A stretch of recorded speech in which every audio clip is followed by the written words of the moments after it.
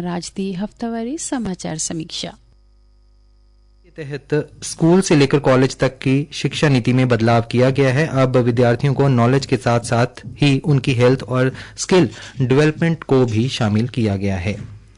नई शिक्षा नीति के अंतर्गत अब स्कूलों में 5-3-3-4 पैटर्न फॉलो किया जाएगा। इसमें 12 साल की स्कूल शिक्षा होगी और 3 साल की फ्री स्कूल शिक्षा होगी। अब स्कूल में 5वीं तक शिक्षा मातृभाषा या फिर क्षेत्रीय भाषा में ही दी जाएगी।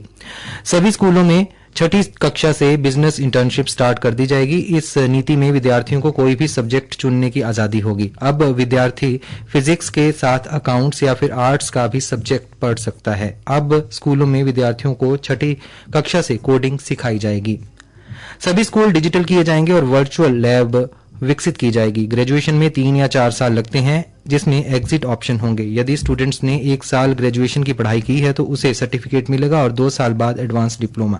हरियाणा सरकार ने नई शिक्षा नीति 2025 तक लागू करने का फैसला जरूर किया है, परंतु हरियाणा में शिक्षा के क्षेत्र में कई तरह की योजनाएं पहले से ही चलाई जा रही हैं, जैसे कि चिराग योजना। इस योजना के तहत 2री से 5वीं कक्षा के बच्चों के लिए निजी स्कूलों में पढ़ने के लिए 700 रुपए, 6ठी से 8वीं कक्षा के लिए 900 रुपए और 9वीं से 12वीं कक्षा के लिए 1100 रुपए दिए जा रहे हैं। हरियाणा में कक्षा 6 से 12 के स्कूली बच्चों को आवश्यक कोडिंग और रोबोटिक्स कौशल से लैस किया जा रहा है। यह अग्रणी पहल हरियाणा के 354 सरकारी वरिष्ठ माध्यमिक विद्यालयों में शुरू की गई है, जो अगली पीढ़ी में तकनीकी दक्षता को बढ़ावा देगी।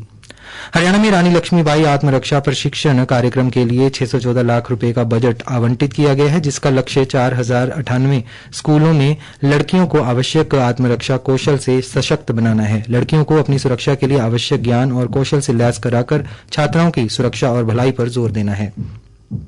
शिक्षा विभाग ने 1394 स्कूलों में सैनिटरी पैड, वेडिंग और इंसीनेटर मशीनें लगाने के लिए 5.50 करोड़ रुपए से अधिक रुपए खर्च कर रही हैं, जो प्रति स्कूल 39,500 रुपए है। ये मशीनें सैनिटरी पैड के वितरण और जिम्मेदारी पूर्ण निपटान को सुविधाजनक बना रही हैं।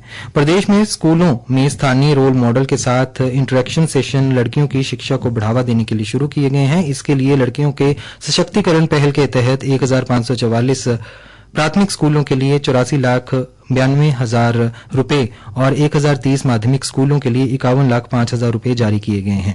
यह कार्यक्रम युवा लड़कियों को प्रेरणादायक स्थानीय रोल मॉडल से जोड़कर उन्हें प्रेरित कर रहा है।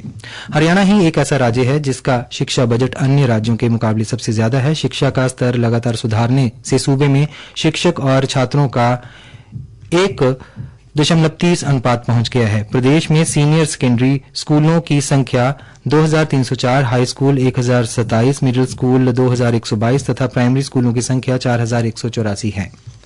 हरियाणा के मुख्यमंत्री नायब सिंह सैनी का मानना है कि हमारे देश को पुनः विश्व गुरु बनाने के लिए युवा पीढ़ी को महर्षि दयानंद सरस्वती की शिक्षाओं को अपने जीवन में धारण करने की जरूरत है। इसके लिए हमें युवाओं को अच्छी शिक्षा व संस्कार देने चाहिए। एक बात तो साफ है कि हरियाणा में नई शिक्षा नीति अगले वर्ष 2025 में लागू होगी, परंतु नई शिक्षा नीति को लेकर कार्य पहले शुरू हो गया है ताकि अगले वर्ष नई शिक्षा नीति को लागू करने में किसी असुविधा का सामना न करना पड़े। इतना ही नहीं, हरियाणा एकमात्र ऐसा राज्य है जहां विद्यार्थियों को शिक्षा के साथ साथ अन्य गतिविधियों में भाग लेने के लिए पहले से ही प्रशिक्षण दिया जा रहा है, ताकि हरियाणा का विद्यार्थी सभी कलाओं में दक्ष हो और उसे जीवन की कठिनाइयों को कम से कम सामना करना पड़े। साप्ताहिक समीक्षा समाप्त हुई।